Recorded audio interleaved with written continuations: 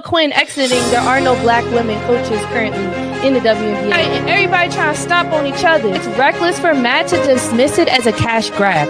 They're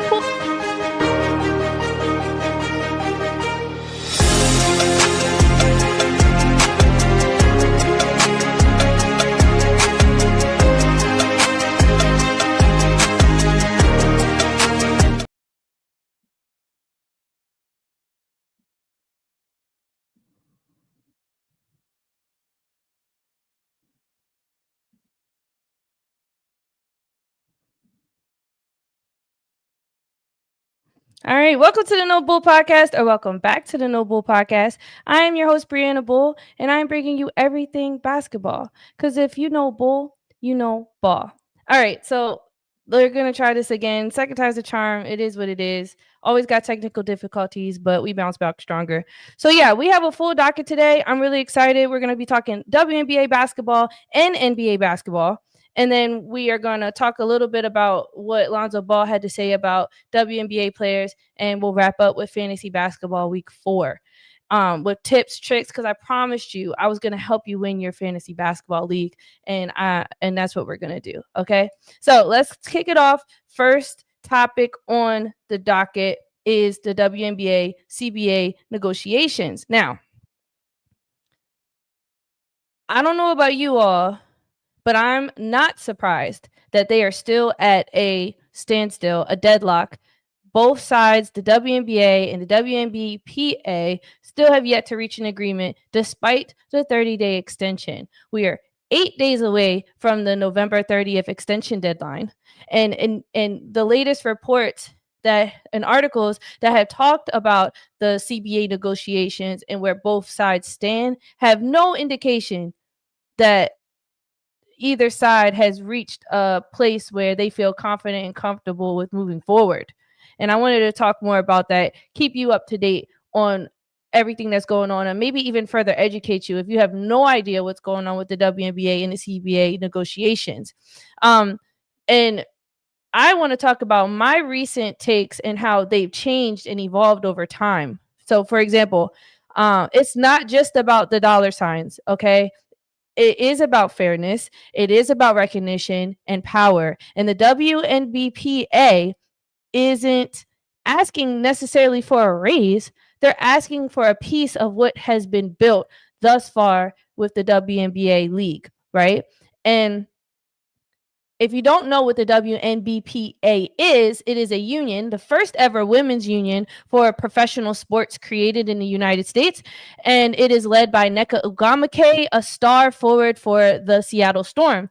And Nneka has been at the helm for almost over a decade at this point. She and the WNBA stands for the Women's National Basketball Players Association. So essentially, she is the liaison, the leader, Madam President of the Women's Union, and they have to sign the CBA, which is the collective bargaining agreement with the WNBA. And the CBA includes how much money they're going to get paid, all the benefits they'll receive, any type of contract negotiations surrounding the women and what they will be compensated for if they were to sign on to the WNBA.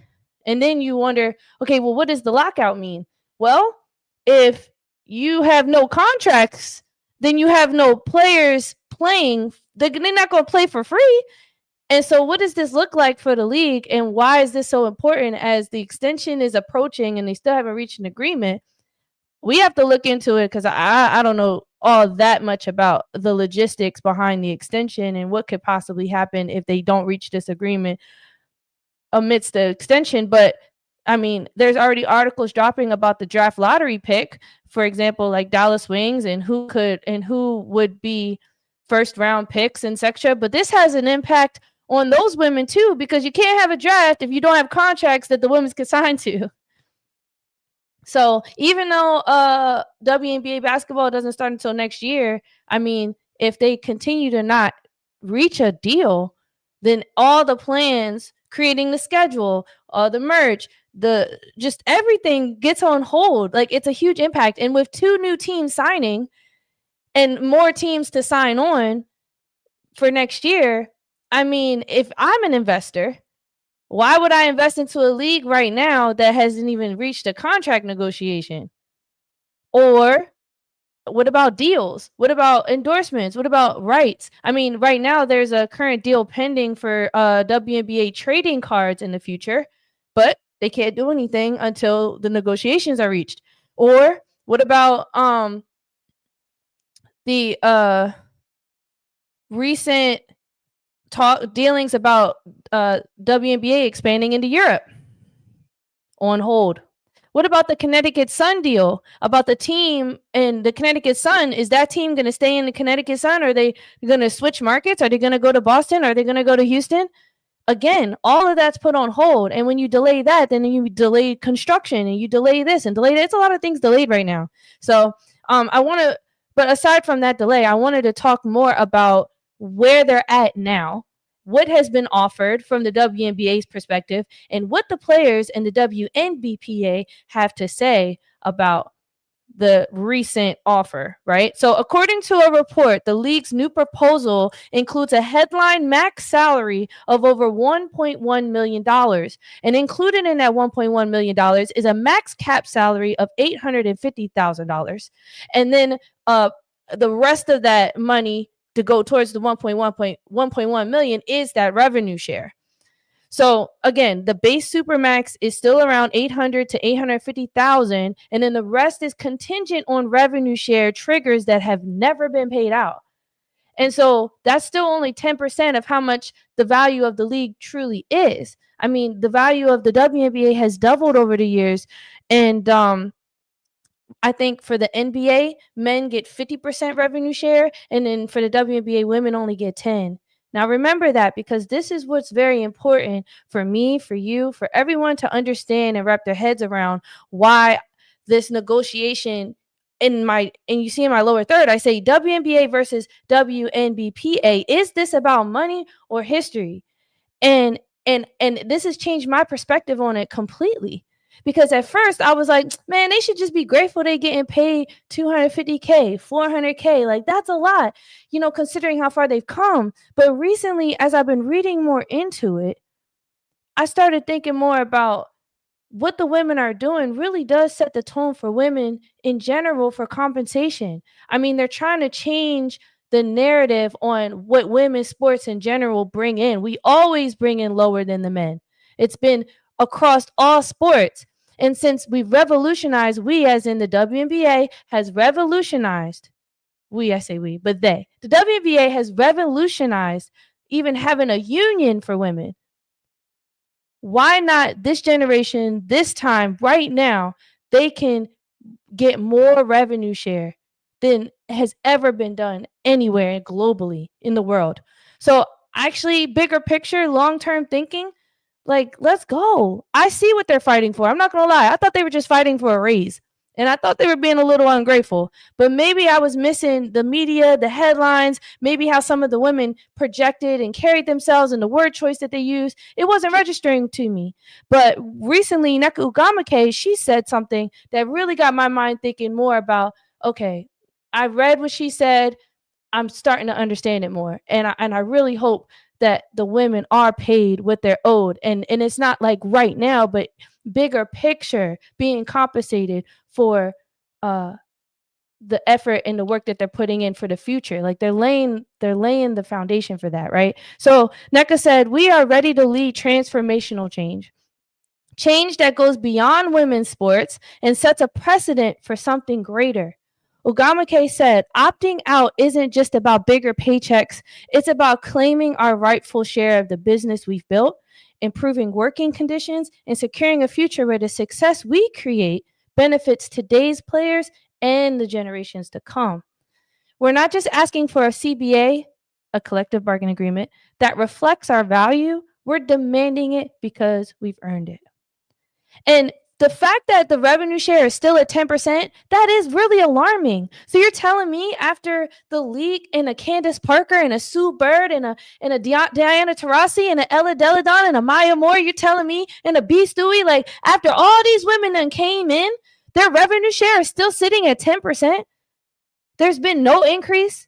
And when they do ask for an increase, the WNBA is coming back and saying, oh, well, we'll just pay you more.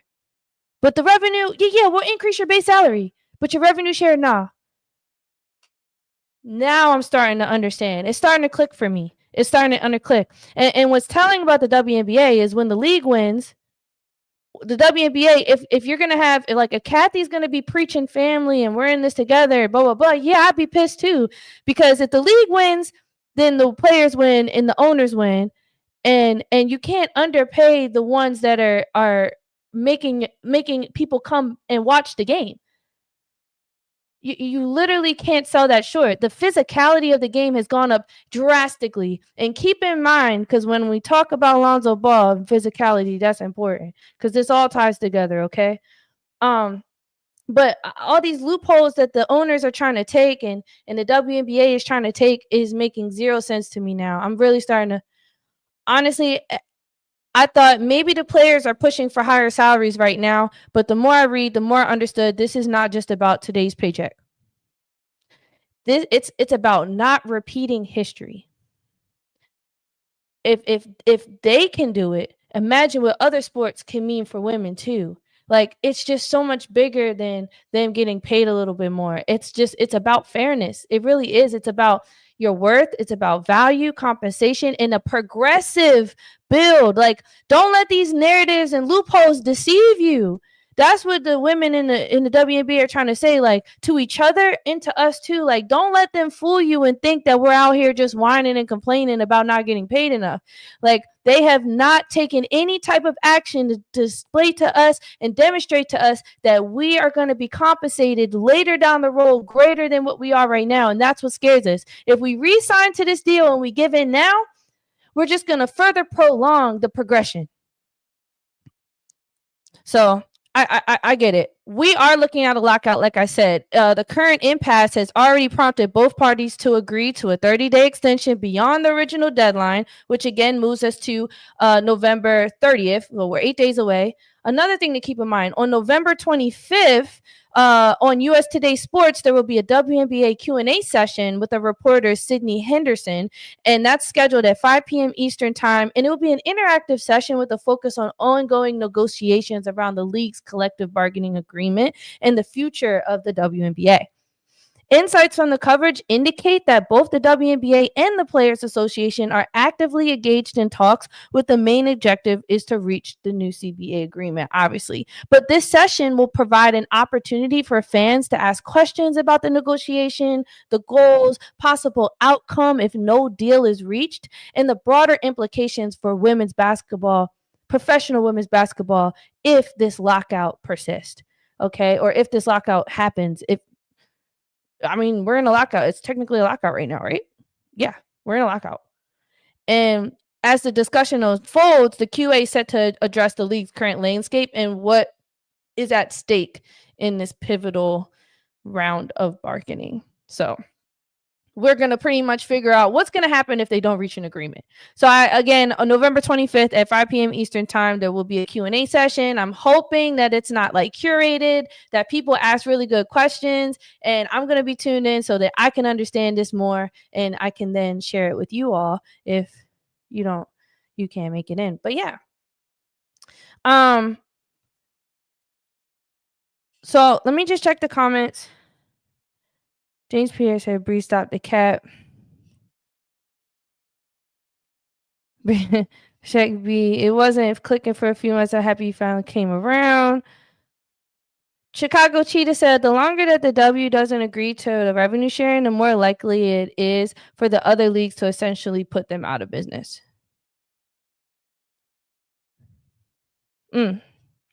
Great call out. So yeah, again, the WNBA versus the WNBPA. Is this about money or history? Okay, so those were mostly my thoughts surrounding that topic. I just hope that they can reach an agreement. As a fan, I hope they do. But honestly, not just about WNBA basketball, but women's sports in general. And as a woman, I really, truly hope that some resolution is reached. And I very much look forward to what's to come with the WNBA. I think the women are going to come out on top. I really do, but it's going to continue to take a lot of work. All right, so let's move on to NBA recap.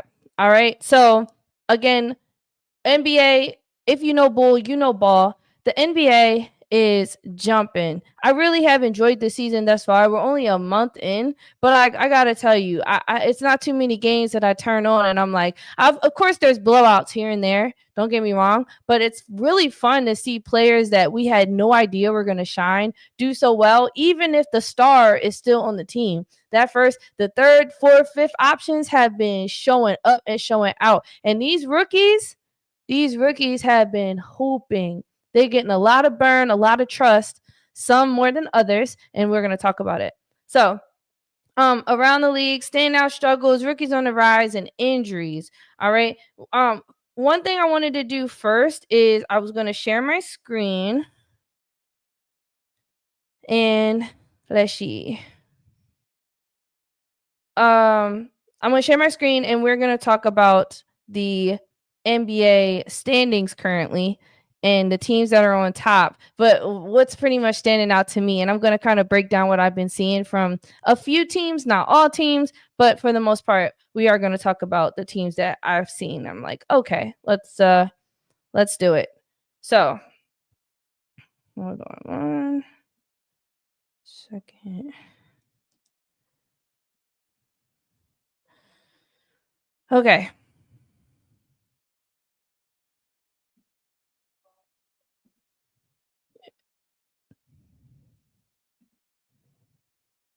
I am a little thrown off because I had like technical difficulties at the beginning of the session. So I'm just like, ugh, you know, trying my best not to get stressed.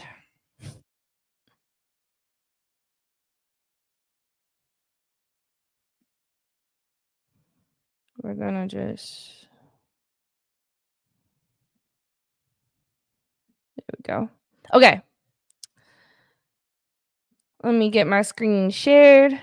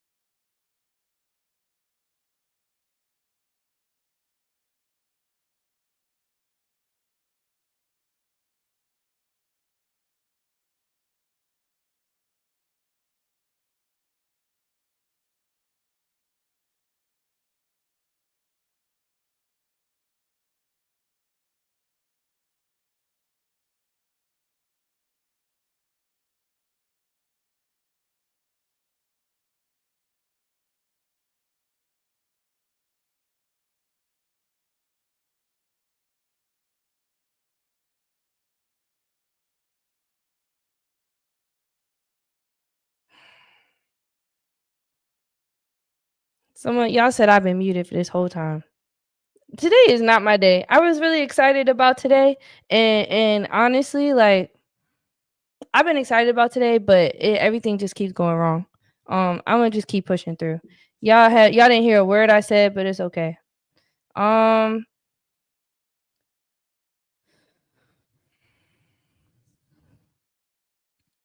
just gotta take a second because today's stream has been awful. I haven't been on in a month. I started off, I had to restart the stream, and then the thing wasn't showing well, and the sound hasn't been working, and it's just like I was really excited about today, and I'm glad y'all can hear me now, and I'm glad y'all been kind of staying and tuning in, and I appreciate that. Mm.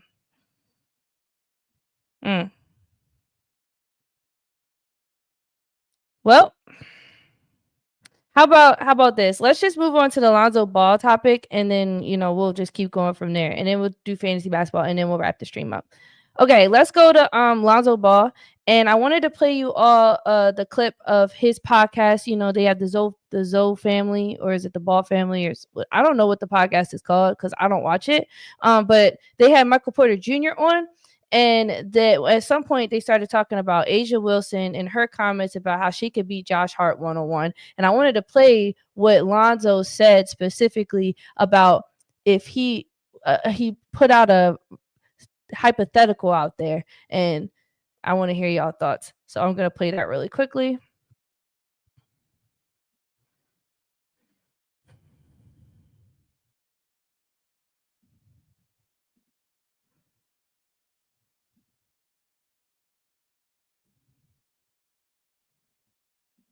Hopefully y'all can hear it. I'm gonna speak my piece, and I mean this as respectfully as possible. 9th grade Lonzo Ball in the WNBA. It's going crazy. Cause look, in 9th grade, I'm over 6 feet, and I'm dunking. Like I'm coming through the like. No girl in the WNBA is doing that. What's your favorite to watch? Lady be watching a lot of WNBA. Asia went on a crazy run. Did you see when she said that she would beat Josh Hart 1-on-1? Like she really thinks like she would beat him. What do you think about that? No chance. 1-on-1, no. Josh gonna just duck his shoulder down. No, it's just a difference, man. And I wish this would stop being a conversation because it should be common. Hopefully y'all can hear it. But like it's just not. I'm gonna speak my piece, and I mean this as respectfully as possible. 9th grade Lonzo Ball in the WNBA. It's going crazy. Cause look, in 9th grade, I'm over 6 feet. And I'm dunking, like I'm coming through the like. No girl in the WNBA is doing that. Okay. All right. So, yeah. So I'm watching this, right? I'm watching this clip, and I see Lonzo, and he says that if he was in the 9th grade, so 9th grade, he's 14 years old. He's saying if he was 14 years old and he was in the WNBA, he'd be like Michael Jordan.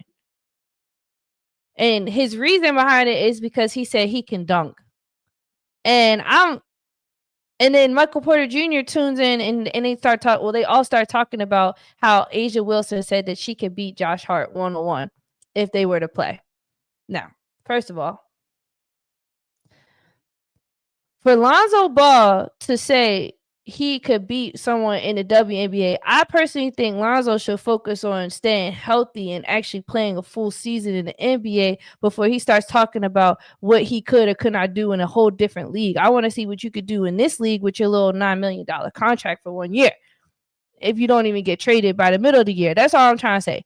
That's the first thing I'm going to say. Second thing I'm going to say is the WNBA is in the middle of the most high-stakes CBA fight in league history, navigating officiating drama, ownership drama, playoff drama, trying to prove their value and their worth. And here comes Lonzo and some dudes and some men talking about that a woman couldn't beat a man. Not just any woman, the MVP and the Defensive Player of the Year of the WNBA 2025 season. And the champion, she's an MVP, Defensive Player of the Year. She averaged a double-double. And you're telling me that you're laughing at the fact that Josh Hart, who is a role player for the Knicks, and they were to play 1-on-1, that she would get blown out the water? I understand the physicality and how men could be bigger, but as a woman who's played with men and dominated and been underestimated, and I can't even say that my skill level is on the same level as Asia Wilson, one of the most dominating women in the history of the WNBA, not just this season, in the history of the WNBA. She's like 6'5". Like, I don't understand. Like, she's like 6'4". She's huge. Like, I'm not understanding why we're downplaying a woman, especially at the height of women play. I think, like, yeah, it was like a little joke, whatever. It's these guys, they co-sided on disrespect. And I wanted to talk about it because I think they even go as, like, I get that Asia said Josh Hart, so it wasn't like the men brought up Josh Hart, but like, why so disrespectful? It's disrespectful. And if the NBA wants to support women like they say they do, the bare minimum that they could do is stop using the WNBA as a punchline and a joke. It felt good for Lonzo Ball to be like in 9th grade, he could play in the WNBA and be nice, and because no woman can dunk. Like, you know how much you sell someone short, and you sell the women short when you say stuff like that. It further drives the narrative for what people say about women, that they shouldn't get paid more. For those people who say they shouldn't get paid more because it's not as entertaining, it's not as physical, you fuel the fire. First of all, the WNBA is being ran by NBA people. Most of the teams are owned by NBA owners who own stakes in the WNBA, and the owners have a lot to say about what happens to the women. So them just saying this proves the point that they already think women are less than just because we're not as physical, quote unquote. We can't dunk, so now out of nowhere you think you can beat us. Like, come on. I'm here to say it straight. Keep women's sports out your mouth. For real. If you're not going to uplift them at a time like this, just don't say nothing at all. If you're not going to show respect, you don't even acknowledge Asia and her greatness. I think one dude said he brought Asia up, but then immediately was on the think of, like, Josh Hart can put his shoulder down, and you feel what I'm saying? Like, let me see Josh Hart and Asia Wilson go one-on-one in an actual game of basketball and really see what happens. Like, if they were reffed up, not like one-on-one, but I mean like they guarded each other in a 5v5, it'd be a completely different story. I don't got time for the ignorance. So I didn't appreciate that comment at all that he made. And Michael Porter Jr. just as corny, by the way. And instead of talking about Asia Wilson, he needs to get in the gym and keep putting up shots, because he has to score. He has to shoot like 20-something points just to make 25 points. You shoot 25 shots just to make 25 points. That's Michael Porter Jr. this season so far. So I would just love to see them. I would love to see Lonzo and Michael Porter Jr. do a lot more for their teams before they start talking about the GOAT of basketball today, Asia Wilson. You feel what I'm saying? Or any woman in the WNBA. And look, we got people in the thing said, reset, I'm 55 and I would trash Asia. And that is a man. That is a man mentality. I think if you looked at the NBA and the WNBA, I really think that there would be a time where a woman could beat a man. Has nothing to do with just the physicality.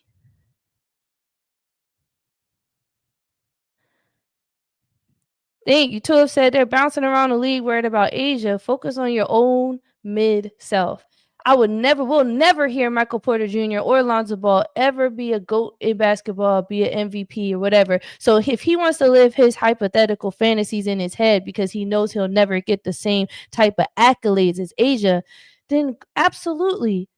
As a 9th grader in the women's league, you'll be Michael Jordan. Is that the things you dream about at night? Got it. Cool. Yeah. That's all I wanted to say about that. Let's move on. We're going to wrap this up with fantasy basketball. We're on week 4, and everything you need to know on how to clutch number 1 in your standings. Okay, so right now I'm in 2 fantasy basketball leagues. I'm 4-0 in both. I'm about to be 4-1 in one of them. So yeah, guys, I'm definitely losing. He has Joker. He has a really good team. He actually picked people that are doing surprisingly well. And then me, I have Wemby, and he is currently on IRs. So I'm not going to make excuses about injury on my Yahoo team. What I really wanted to focus on is my ESPN fantasy team, because I wanted to highlight certain decisions that I made and why someone could, outside looking in, or even someone who's not familiar with fantasy, or even pro fantasy people looked at my team at the beginning and said, I don't know about your team, Bree. It's a little questionable. But since then, I've scored the most points out of everybody every single week. I've been dominating, not just the people I'm playing, but the entire league. And I'm 4-0. And I want to show you how I did it and kind of talk with you through some of the decisions I made. And if you want, ask me questions about your fantasy team and during this stream, and I could definitely help you out and talk through maybe some of the decisions that you're making and what you could possibly do. We're also going to look at the waiver and just kind of, and we're going to look at the ESPN injury list, and maybe through me talking, I can tell you what some people you should look out for heading into week 5 of fantasy basketball. And then we're going to just wrap up on some do's and don'ts that I did this week that led to me taking an L on my Yahoo team. Okay, so you can't win every week, all right? We're just at the beginning. So what that I'm 4-0 right now. We got 25 weeks left of fantasy. Anything can happen. Anything can go awry. So keep that in mind as we go. All right. Hopefully y'all can still hear me. It's been rough. It's been a rough ride, y'all. Okay, thanks. Okay, so looking at my fantasy, we have, like I said, I'm 4-0. In my division specifically, I'm number 1. So I want to see if I can actually show you the standings.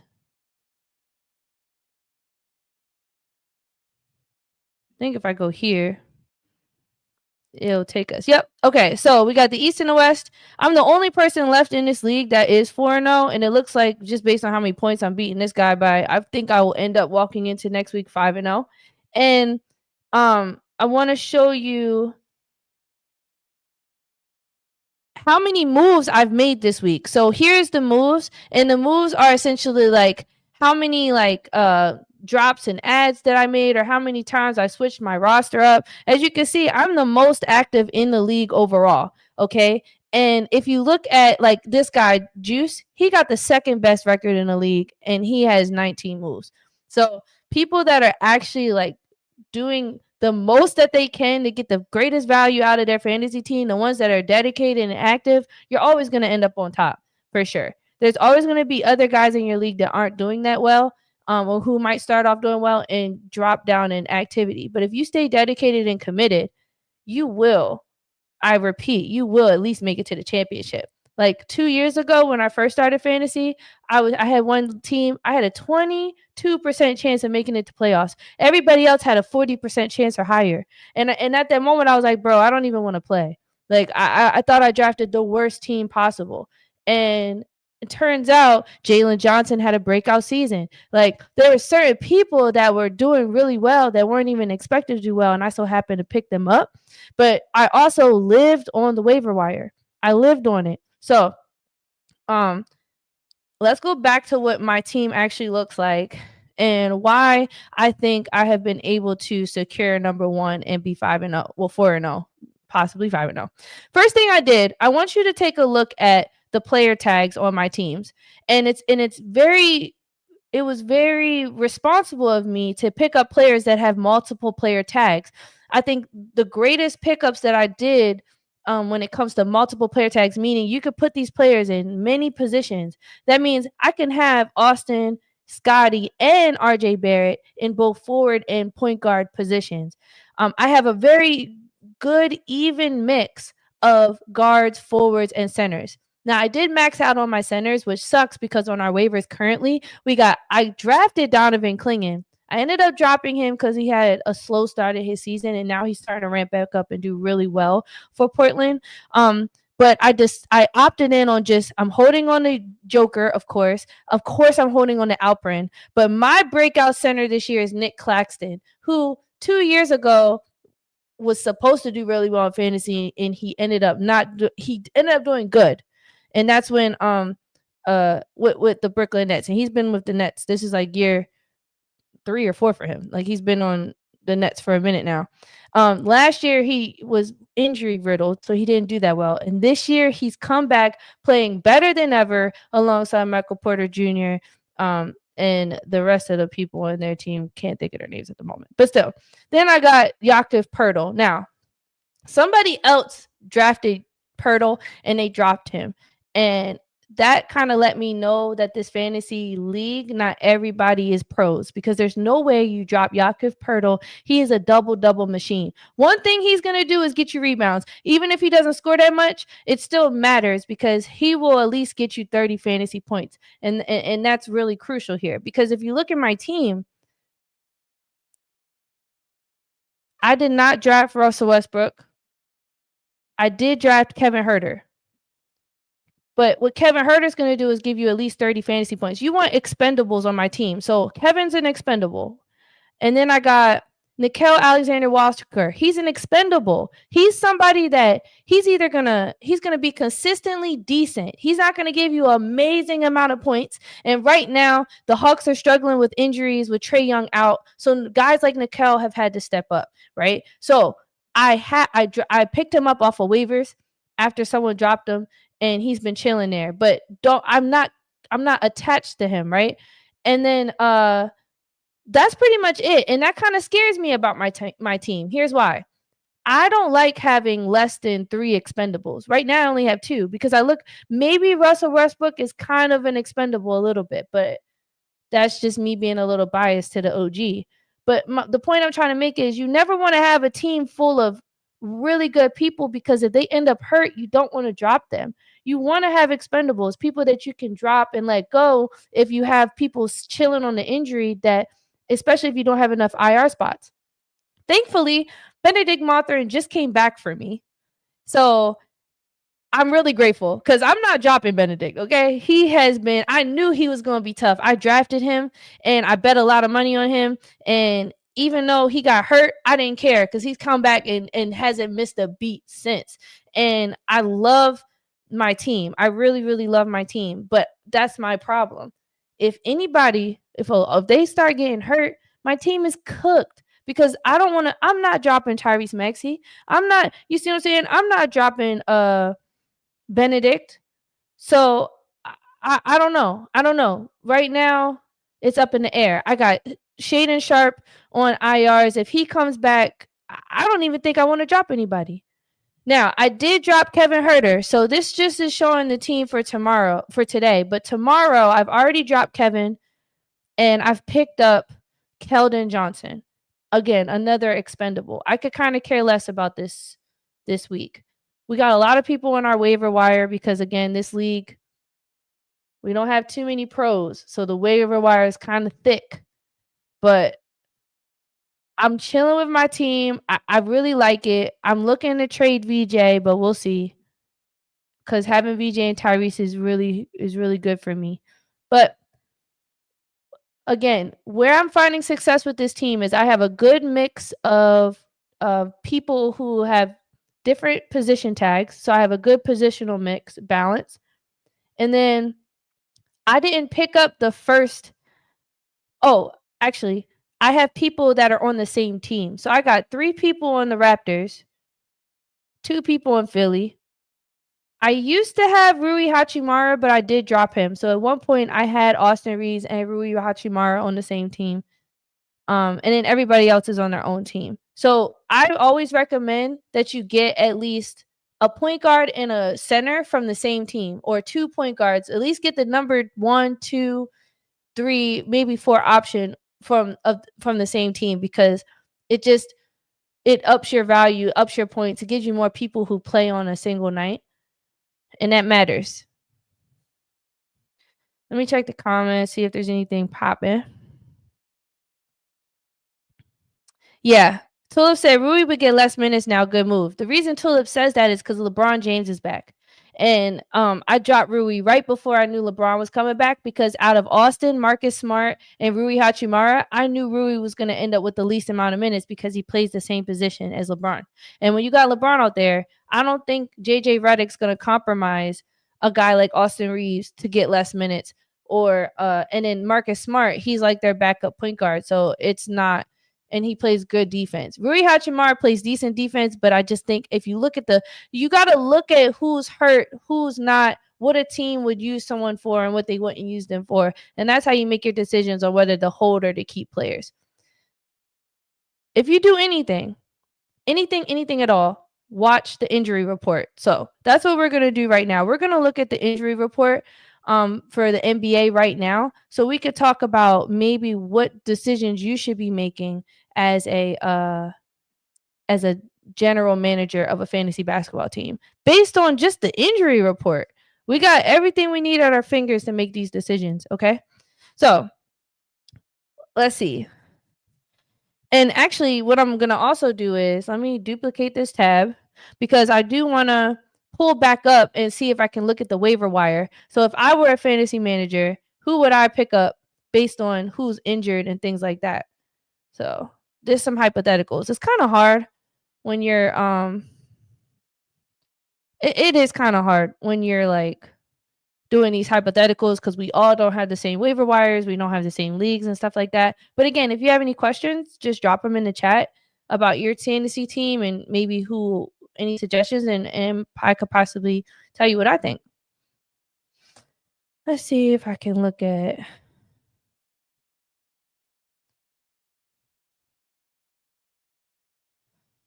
Okay, waiver report. Okay, boom. Oh wait. I don't ever get on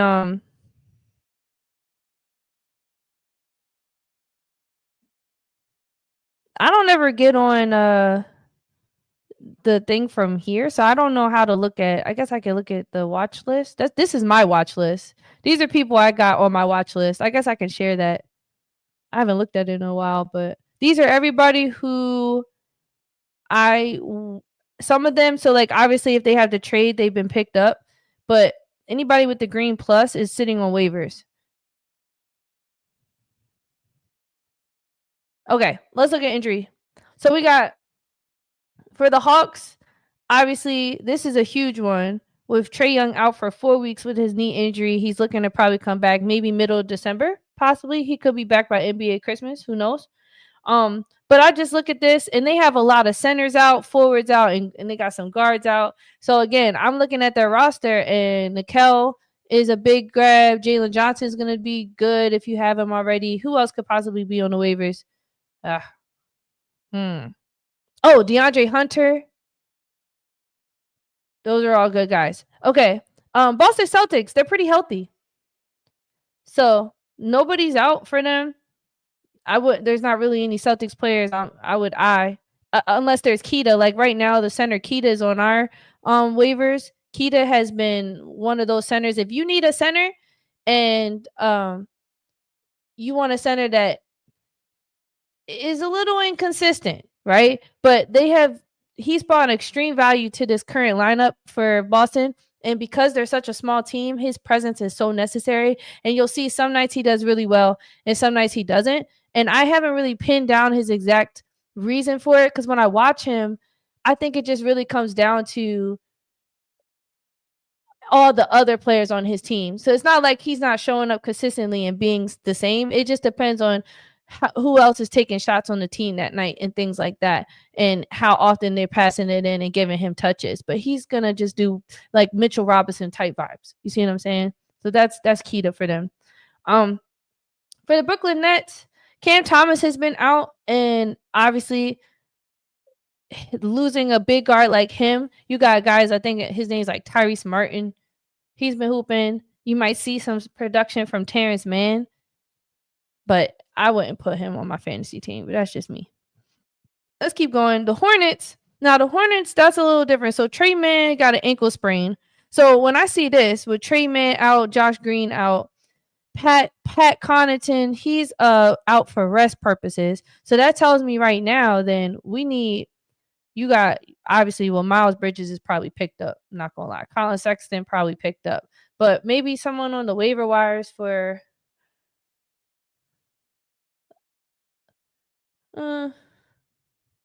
you know what?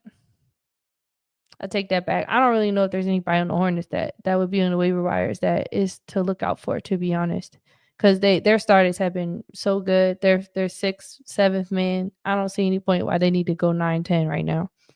Okay, now the Bulls. this is real dicey here. If you're a Bulls person, right? Like right now, they have a lot of people questionable, ruled out, so they're down bad. So what you need to do, if you're trying to figure out who to pick up, this is when breakout players on a team like the Bulls is going to happen. Because I'm trying to see, let me see this, Chicago Bulls.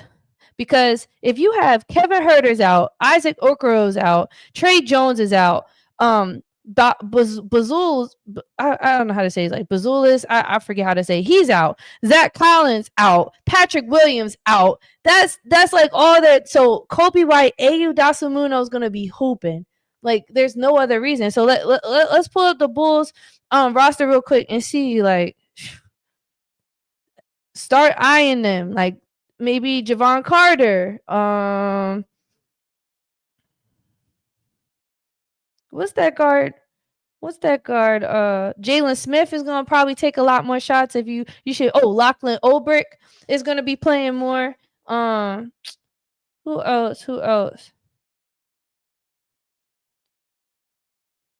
I think Trenton Flowers gets a lot of bump. But yeah, if you got Javon Carter on waivers, pick him up. Julian Phillips, definitely. Okay, let me hurry up. I feel like I'm taking forever. So then now we got Cleveland Cavaliers. We got not really too much going on there. I'm going to skip some teams. I wanted to talk about Jonathan Kuminga a little bit. He's going through an on-court workout Friday, Steve Kerr. So, like, honestly, if he's not already picked up, I know Moses Moody. Sometimes people drop him. Sometimes they hold on to him. Maybe look at Moses. Brandon Podojemski. I know he's on our waivers. I drafted him. I've dropped him since. Look out for him. But I don't see too much changing with this Golden State team, especially since Steph's playing, Jimmy's playing, Draymond's playing. Like, yeah, not too much. When you're looking at waivers, I'm looking for like big names on the teams. Like, who is out? Like this. Aaron Nesmith, since Benedict just came back, Aaron Nesmith is now out. So if TJ McConnell is on your waiver wires, be sure to pick up TJ McConnell.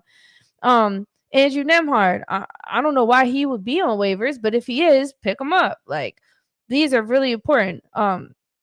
Toppin, he just went in under surgery for his foot.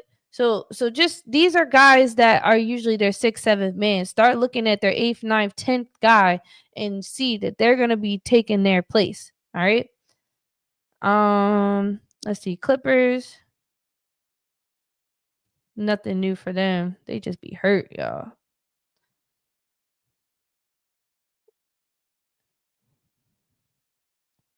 So if you look at this Miami Heat team, like guys like Andrew Wiggins, who's day to day, if you got Davion Mitchell on the waivers, go ahead and pick him up.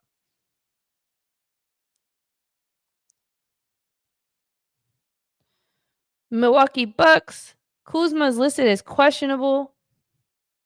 Y'all see my face.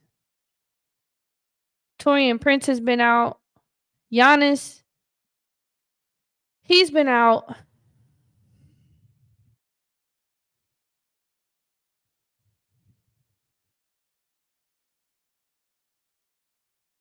The Bucks are all messed up. But I would go to your fantasy thing, filter out by team, and look at the Bucks and look at who has been getting the most minutes and what kind of production they're putting forth. Oh, yeah. All right. I think you all get the gist of this because it's a lot of teams. But I encourage you, stay looking at the waiver wire. Make sure that you're locked in on injuries and also like pay attention to systems and coaches. For example, like Orlando Magic. I know that they're still trying to work things out. They haven't really found the system that they want. So I encourage you, if you're looking at teams that are losing, look and watch them play a little bit more so you can see what kind of system that they're maybe leaning more towards. And you'll start to see those breakout players for their particular teams pop out. Like Anthony Black. Last year, he had a lot of time to shine when Paolo was out and Franz was out. Jalen Suggs went down. Like, he had so much time to shine, and he stepped up and he did what he needed to do. Now, fast forward, when the season first started, he wasn't getting that much bump, not seeing that much playing time. But you're starting to see his minutes gradually increase. And sure, that has a lot to do with the guy's production, but you also have to take into consideration a team who is losing, who should not be losing. As we know, the Orlando Magic made it to the first round of the playoffs past 2 years. Now sitting at not even like at the bottom, barely holding on right now. So obviously they're going to start making adjustments in their system, and guys like Anthony Black are going to start rising. So again, look at the trends of that. And if your team is like a good team and a lot of them are hurt, don't panic. Do not panic. If people are hurt and your team is down bad, just thug it out. It's a long season, okay? Long season. As long as you are within playoffs and you make it in the regular season, you don't gotta be 4-0 like me to think you're gonna make playoffs. You can be 0-4 right now and still make the playoffs. All right. And if you need any help with your fantasy, just hit me up, comment. I got my email in my bio. You can send me an email. I am not going to gatekeep. I want us all to win.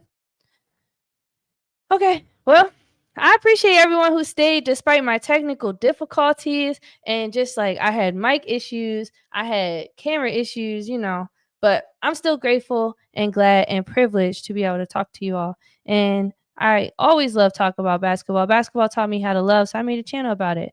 I will be being more live, more consistently. Hopefully, I won't have too much technical difficulties in the next stream. But I appreciate y'all, and thanks for tuning in. Make sure you like, comment, subscribe, share, and just remember, if you know bull, you know ball. All right, take care, y'all.